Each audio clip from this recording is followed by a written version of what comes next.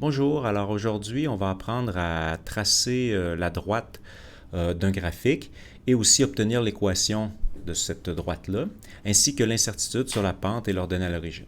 Alors pour faire plus vite, on a déjà un graphique qui est prêt avec le titre des axes, des unités. Alors on avait la tension en fonction du courant dans une résistance électrique. Alors la tension est ici en volts, le courant en milliampères. Les points sont là, avec leurs incertitudes qui sont affichées. Alors on voit que on n'a pas fait afficher le point comme tel parce que bon, les incertitudes sont suffisantes pour qu'on voit là où se situent les points. On voit que pour les premiers points ici, l'incertitude est tellement petite que les barres d'incertitude se chevauchent. Donc il n'y a pas grand-chose qu'on puisse faire pour ça. On est obligé de les laisser comme ça. Alors maintenant, nos données sont ici. Pour faire tracer la droite, ce qu'on peut faire simplement, c'est cliquer sur la série et puis ajouter dans Création ici, ajouter un élément au graphique. On va faire courbe de tendance. Alors, c'est l'avant-dernière sélection, courbe de tendance. Et on a un choix exponentiel, etc. Nous, on prévoit d'avoir une droite, alors linéaire. On clique là-dessus. La courbe de tendance est là. Elle s'affiche en pointillé. Si on veut la faire afficher en trait plein, ça serait peut-être préférable. On la sélectionne et on a ici dans le petit pot de peinture, type de tiret, donc on n'a qu'à choisir le trait plein, tout simplement. On va avoir notre droite affichée en trait plein. On pourrait aussi changer la largeur si on trouve peut-être un peu trop large. Alors, on peut diminuer comme ça la largeur. Alors, maintenant, la courbe de tendance est déjà affichée. On voudrait aussi avoir l'équation. Alors, pour avoir l'équation, puisqu'on a encore sélectionné la courbe de tendance, on va ici dans l'icône d'histogramme.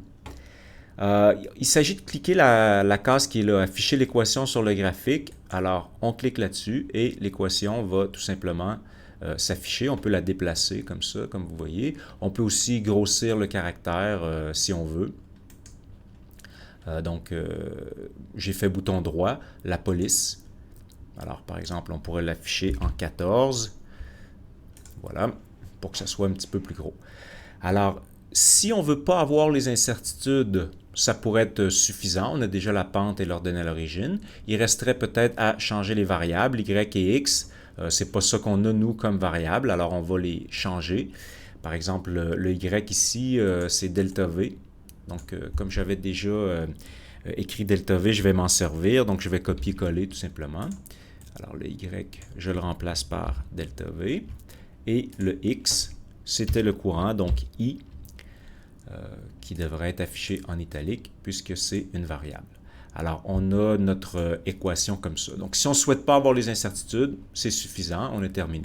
Maintenant, si on veut avoir les incertitudes sur la pente et l'ordonnée à l'origine, il va falloir utiliser la fonction droite règle. Alors, si on ne le fait pas dans le graphique, on va le faire ici à côté. Pour utiliser droite règle, il s'agit de sélectionner une matrice de 2 par 2, comme je l'ai fait ici. Et puis ensuite, dans la barre de formule, on écrit égal, puisque ça sera une formule. Droite règle. Alors, on commence à l'écrire. Normalement, il va apparaître ici dans les choix possibles. Donc, double-clic dessus. On pourrait continuer de remplir l'argument ici, mais en fait, on peut aussi cliquer sur FX. Ici, il va sortir une boîte de texte. C'est plus facile de travailler comme ça. Et il s'agit de dire quelles sont nos données. Alors ici, Y connu. Alors, je clique là-dessus. Les Y, dans notre cas, c'est les tensions. Alors, elles sont ici. Je sélectionne la tension. X connu, même chose. Cette fois-ci, c'est le courant qui est en X. Voilà. Et pour ce qui est des deux autres cases, dans notre cas, on va écrire vrai dans les deux cases. Et ça va toujours être le cas. Alors, pourquoi on écrit vrai?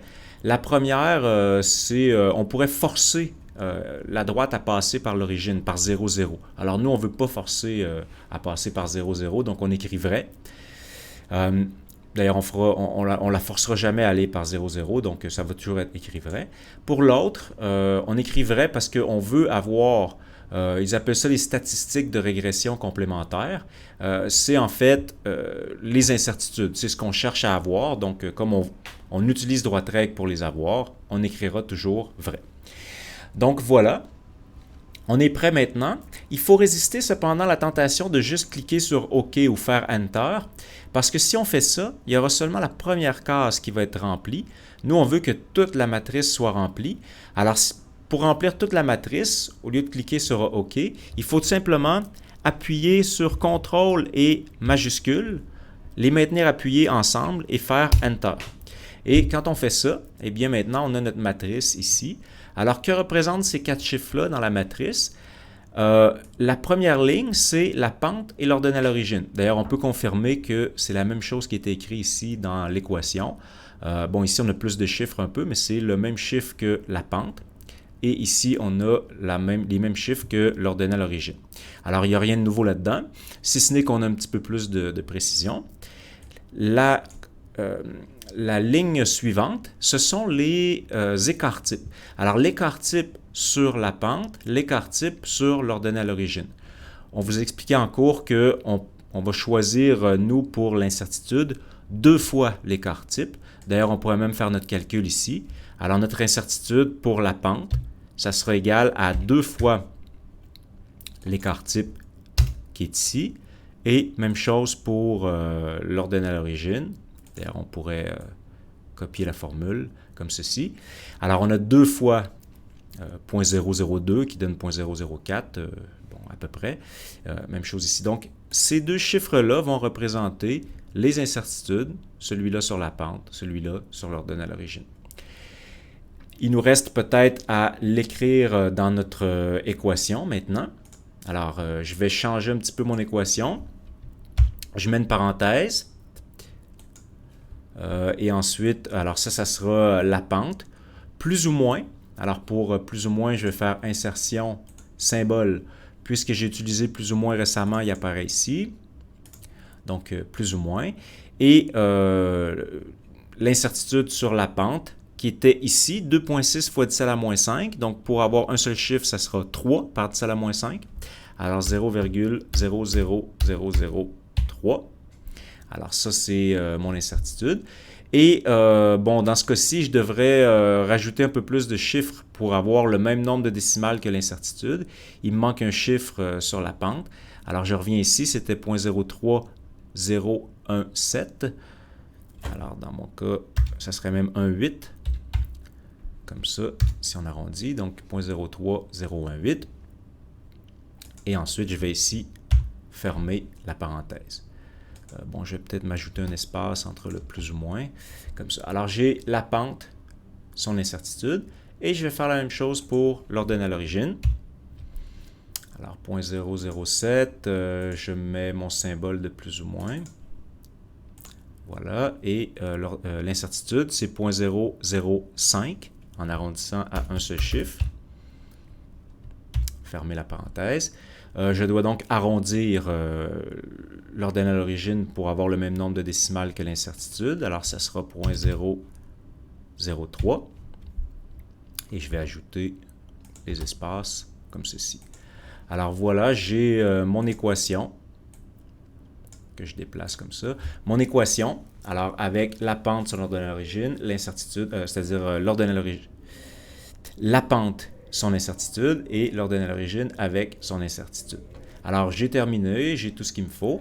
Et peut-être une petite note, ici, on pourrait remarquer, si on analyse un petit peu l'équation, que l'ordonnée à l'origine, qui est 0.003, c'est même moins 0.003, est en fait compatible avec 0,0, ou 0 plutôt, puisque l'incertitude est plus grande que l'ordonnée à l'origine. Alors, cette droite-là, c'est possible qu'elle passe par 0,0. On remarque également que l'incertitude sur la pente est très petite. D'ailleurs, on aurait pu s'en douter dès le départ en voyant que les points sont si bien alignés sur la droite. Alors, c'est normal que l'incertitude soit toute petite.